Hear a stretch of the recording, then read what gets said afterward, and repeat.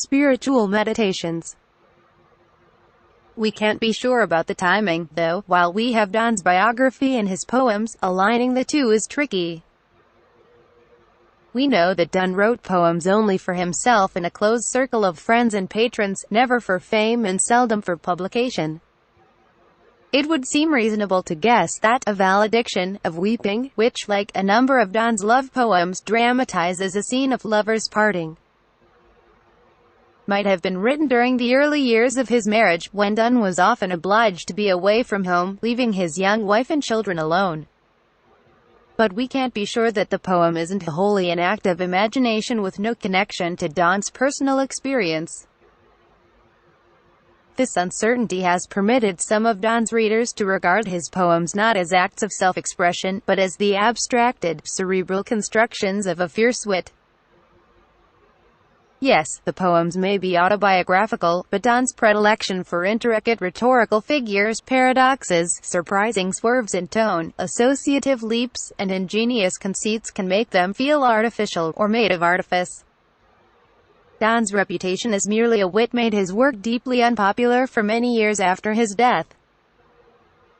Probably the most famous condemnation came from Samuel Johnson, who labeled Donne's style metaphysical. He didn't intend the term as a compliment. In the early 20th century, incipient modernists, most notably T.S. Eliot, found new layers of value in Donne. His perceived cool intellectualism seemed fresh and vigorous to poets grown weary of romanticism's emotionalism and emphasis on the self. Donne soon became a favorite of the new critics as well. That school's emphasis on reading poems as autonomous systems, discounting extra-textual considerations such as the author's intentions and historical situation, was well suited to Donne's poetry. His intentions are difficult or impossible to determine, and each poem he wrote seemed designed to function as, to use a phrase from one of Donne's holy sonnets, a little world made cunningly. Donne's poems in general, and A Valediction of Weeping in particular, are certainly cunning. But it would be a mistake to think of them as nothing more than exercises in cleverness. We'll find in this poem, as in many others by Donne, that his wit often serves as a means to a larger end rather than as an end in itself. The poem may be a highly organized little world, but it consistently gestures toward a larger world, the actual, chaotic, emotional one in which we live. A Valediction of Weeping begins with a scene of two lovers parting. Let me pour forth my tears before thy face, whilst I stay here, for thy face coins them, and thy stamp they bear, and by this mintage they are something worth. The poet is asking for his lover's indulgence. If he cries now, while he's still with her, her face will be reflected in his tears, transforming them from ordinary waste into objects of value. Coins. The poet isn't asking for a physical connection here. He doesn't say, "Embrace me before I go." Instead, he seeks to reflect and be reflected by the beloved, at once emphasizing their connection and the fact that they are already, even now before his departure, undeniably separate. This dynamic might be similar to the one we enter into while reading Donne's poem. On the one hand, the clever figures and rhyme scheme remind us that the poem is an artificial construct of symbols and sounds. But at the same time, the poem's dramatic situation encourages us to identify with the speaker's authentic human grief. Let's look at the entire first stanza. Let me pour forth my tears before thy face, whilst I stay here, for thy face coins them, and thy stamp they bear, and by this mintage they are something worth, for thus they be. Pregnant of the fruits of much grief they are, emblems of more, when a tear falls, that thou falls, which it bore, so thou and I are nothing then, when on a diver's shore. The financial metaphor of lines 3 and 4 suggests that there's a transaction involved here, and we see already an example of the kind of hall of mirrors paradox Donne so relished, and will soon use again, in this very poem. Perhaps the speaker is departing to earn actual coins to support the beloved. If so, that would be a gesture of unification and shared purpose, but at the same time one ironically requiring separation. In order to be with you, Donne seems to imply, I must leave you. In line 7, Donne suggests that his tears are both fruits of his present grief at parting and emblems of his future grief when he will be away. Of course, this grief might also be understood not as the grief of parting from the beloved, but as the grief of having to undertake the journey in the first place. So the tears are literal and metaphorical, physical and symbolic, at the same time. Similarly, the poem as a whole can be seen both as a sincere expression of grief and as an emblem, a representation, that is, of grief. The next 2 lines feature a tricky metaphor for the speaker's future sorrow. When a tear falls, that thou falls, which it bore, so thou and I are nothing then, when on a diver's shore. As his own tear falls, his beloved's reflection falls with it. He and she both become nothing, her reflection falls and thus vanishes, and he, like his tear, departs. If he is departing on a sea voyage, as diver's shore might suggest, then we may add another dimension to this already crowded conceit. Both tears and the sea are salty water, and here tears figuratively signify the impending separation, just as the sea will literally enforce it. Keeping in mind that a fall in a relationship can refer to unfaithfulness, this line could even be read as a premonition of adultery. The tears provoked by my sorrow at leaving you fall, just as you will fall into unfaithfulness when I'm gone. Following this line of thinking, so thou and I are nothing then, when on a diver's shore, turns to pure bitterness when we're apart, we're nothing to each other. So while we could read this first stanza as the heartfelt cry of a lover in anguish, devastated to be separated from his beloved, it's also possible to take these lines as the cynical complaint of a husband who feels persecuted in his role as breadwinner and, even worse, unsure of his wife's fidelity. Which of these is the correct reading? It's a natural question to ask, but also a misleading one, because the great pleasure in reading Donne lies in just this kind of ambiguity. His poems are incredibly detailed, specific, and intricate, but at the same time mysterious, vague, and elusive.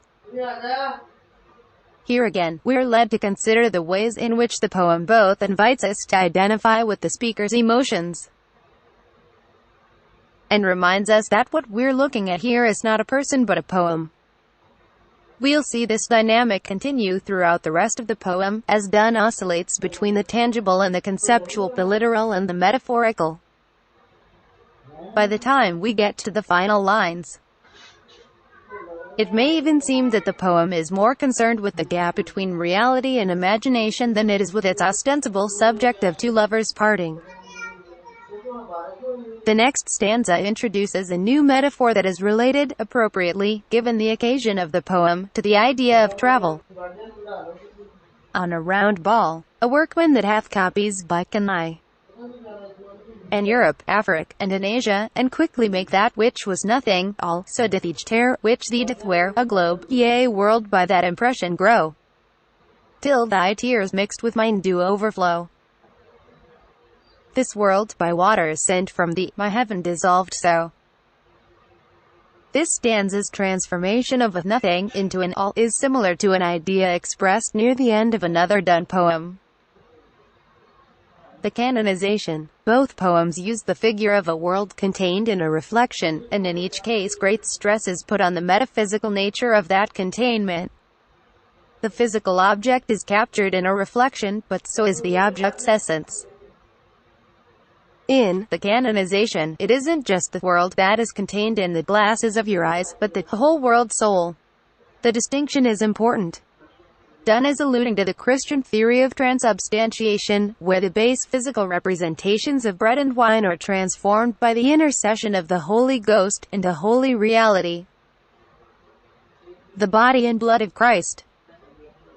Analogous processes occur in a Valediction of weeping. Much as the tears in line 7 were shown to be both physical fruits and metaphysical emblems, here Donne conflates reality, the world in which we actually live, and representation, the globe we use as an icon of that world. A blank ball is nothing until it's overlaid with maps to become an all. A tear is nothing until it reflects the face of the beloved and becomes an all. And perhaps the poem itself is both a nothing, a mere collection of sounds and symbols, and yet also an all, a container for the poet's genuine emotions. The final lines of the second stanza may contain the most naughty ideas in a very naughty poem. Till thy tears mixed with mine do overflow. This world by waters sent from thee, my heaven dissolved so. How are we to understand the phrase, this world, here? There are several possible readings, and as elsewhere in the poem, they range from the simple and concrete to the complex and abstract. This world could be the real world the lovers see around them. If we both cry, our eyes will fill with tears, and we literally won't be able to see each other anymore. But of course the figure also works as a metaphor for the characters' emotional states. Our mutual sorrow at parting destroys the heaven on earth we make when we're together. Finally, keep in mind the maps Donne showed us earlier in the stanza. The speaker's tears might also be obscuring his vision of that globe, a little world made cunningly, that in turn represents the literal earth. Again, Donne succeeds in mixing the real and the figurative. Mixed might not refer to a literal mixing of the two lovers' tears, but instead to the process of reproduction, the oscillation of reality and representation that is gradually manifesting itself as the poem's central concern.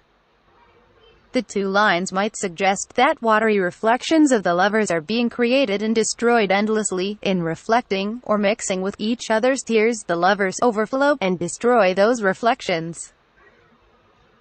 The faces within tears from the first stanza. We see the lovers' real tears as images within images, endlessly generative and endlessly in decay.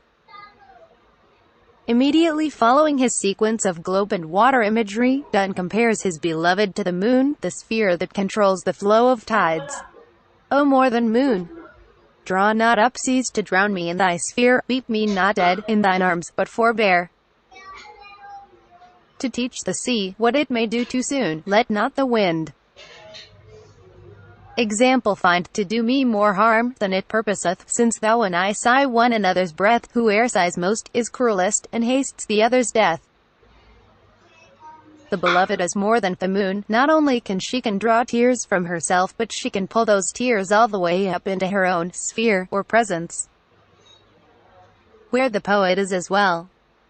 Donne exhorts her not to use her power to draw up seas, that is, to weep, because it could drown him in at least 3 ways.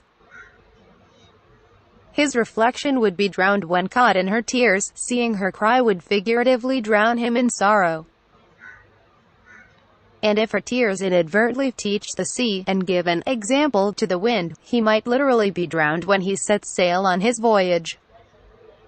The poem's closing breath metaphor, which appropriately follows the wind image, once again asserts the union of the lovers, because we breathe as one when we're together. Our sighs of sorrow use up each other's breath, and so hasten each other's death. As we might have expected, Donne ends the poem with a paradox. We tend to associate breath with life, but here an excessive breath leads to death. This metaphor, like the earlier tear, reflection conceit, warns the beloved that her physical expressions of grief, crying, sighing, cause emotional harm. When she cries, she drowns his reflection in her tears. When she sighs, she steals his life breath. Once again, the metaphorical and the real appear to be so closely aligned as to become indistinguishable. This breath figure also has an echo in the canonization, where we find similar images of the lovers as a single being. Call her one, me another fly, we are tapers too, and at our own cost die, and we in us find the eagle and the dove. In these lines, as in a valediction of weeping, the poet and his beloved form one being. That's not an original idea, but it becomes original when we note that in each case this union is destructive as well as creative. In the canonization, the lovers are both flies and the candles that burn the flies, so they, at their own cost, die. The fact of their union is also the cause of their destruction. The eagle and the dove is a similarly murderous figure, since eagles killed doves. So too in a valediction of weeping, the lovers are united, interior reflections and in breath, but those very unions threaten the lovers with ruin. As in the lines about mixed tears overflowing this world, the poem's closing lines suggest the idea of love as a self-perpetuating cycle of creation and destruction. The great achievement of a valediction of weeping is its powerful evocation of this very paradox, not only in terms of the lovers, who appear to be simultaneously united and divided, but in terms of the poem itself, which persistently demands that we read it as both artificial and earnest, self-contained and suggestive, at nothing, and in all.